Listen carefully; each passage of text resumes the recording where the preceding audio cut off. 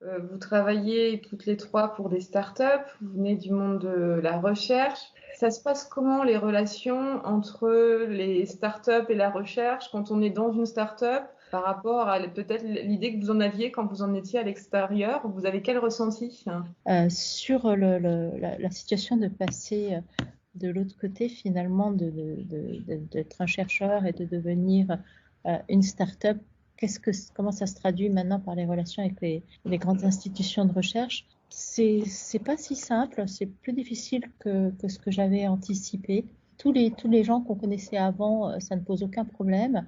Mais quand on arrive avec la casquette de start-up auprès de nouveaux institutionnels qui ne connaissaient pas en amont, il y a aussitôt un sentiment de méfiance, en fait, qui est entreprise et souvent, en fait, plutôt mal perçu par la recherche institutionnelle. Donc, il faut passer cette barrière, il faut se faire connaître, il faut montrer qu'on est sérieux.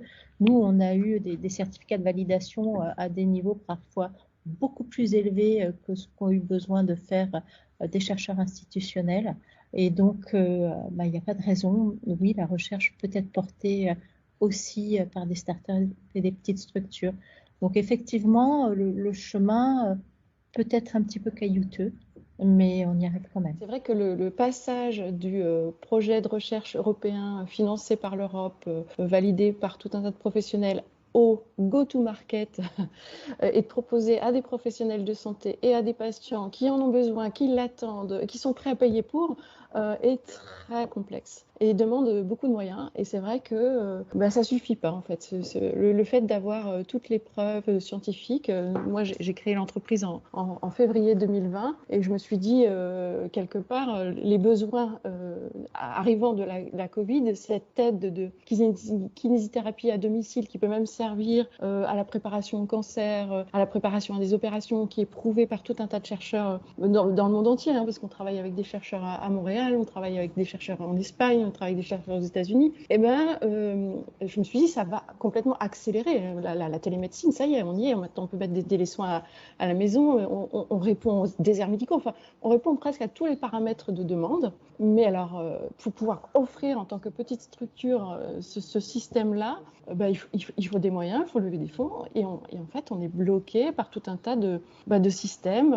Il faut être un labo, ou il faut être une grosse structure ou une institution pour pouvoir mettre en place ce type de dispositif. Donc là, il y a vraiment beaucoup de travail à faire sur ce mot vulgaire, hein, mais go to market, parce que c'est finalement les patients et les utilisateurs finaux qui sont eux en demande et qui attendent des dispositifs comme ça. Donc oui, il y a une vraie, je pense, une petite révolution un peu à faire avec, on se met tous ensemble un peu autour de la table, on se dit bon, ouais, il faut aller dans le pragmatisme. Je pense que les Américains sont bien meilleurs que nous sur ce type de pragmatisme et de financement de ce genre de solutions. Et en l'occurrence, ce que je trouve moi extrêmement frustrant, c'est les différences de temporalité entre ce qu'on observe en institution et ce qu'on va être capable de faire nous en entreprise, où on a cette possibilité d'aller beaucoup plus vite. Parce que voilà, on accélère les choses, on a des idées qui sont un petit peu différentes, qui peuvent contourner des fois un petit peu les systèmes contraignants qu'on peut avoir dans les institutions, et on n'a plus cette possibilité. On nous empêche un petit peu, je trouve, en institution des fois voilà, d'accéder directement à ça, d'aller dans l'efficacité, parce qu'il faut passer par différents processus.